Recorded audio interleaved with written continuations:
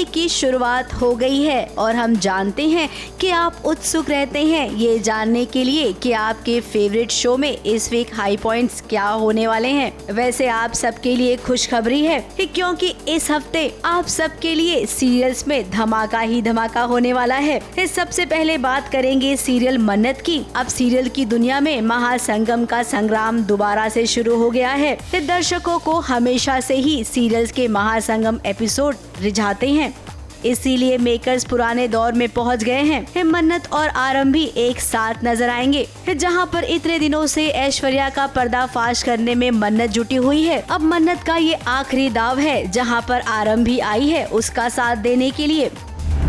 ऐश्वर्या राय सिंह उर्फ आरज़ू, ये मेरी आखिरी और सबसे बड़ी चाल है। मेरी दोस्त आरंभी। आरज़ू जी, डॉक्टर को बुलाओ प्लीज। मैं हूँ डॉक्टर, एम्बुलेंस को कॉल कीजिए प्लीज। इस लड़ाई में मैं तुम्हारे साथ हूँ मन्नत, और हमारा ये संगम ऐश्वर्या की असलियत को दुनिया के सामने लाकर ही रहेगा। आरंभी और मन्नत का ये महासंगम। मन्नत के बाद अब नागिन की बात करते हैं।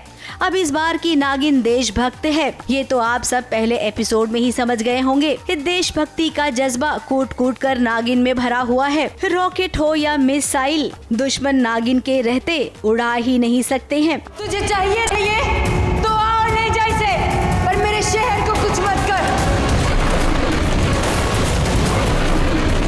इसी के बीच नागिन को प्यार भी हो गया है, उसी से जिससे वो पहले भी प्यार करती थी, लेकिन शादी होने के बाद सिचुएशन अलग हो गई थी। अब बहुत जल्द आर्यमन अपने प्यार का इजहार करेगा।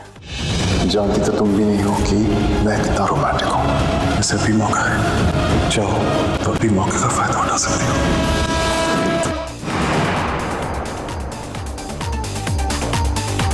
अब चलते हैं सीरियल क्योंकि सास भी कभी बहू थी के पास, जहां पर टेलीविजन की सबसे बड़ी बहू स्मृति ईरानी यानी कि तुलसी का जन्मदिन है, तो बधाई देनी तो बनती ही है।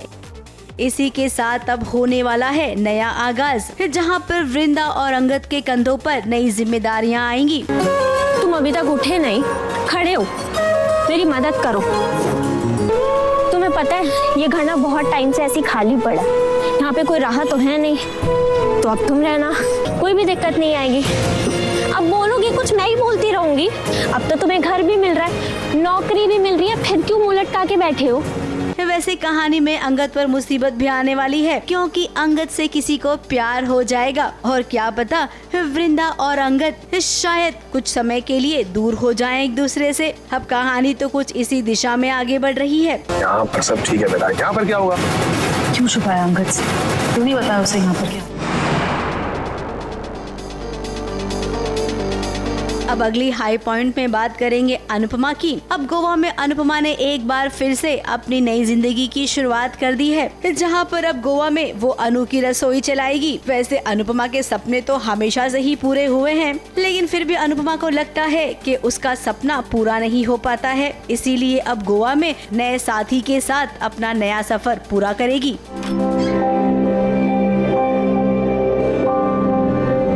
आज तक मेरा हर सपना अधूरा रहा। हाँ। I can't believe this. मेरा अधूरा सपना शायद इस कैफे से पूरा हो जाए। पापा, पापा। मौत ने मुझसे मेरी बेटी छीन ली, लेकिन ये कैफे मुझे उसका एहसास दिलाता है। ABP news report.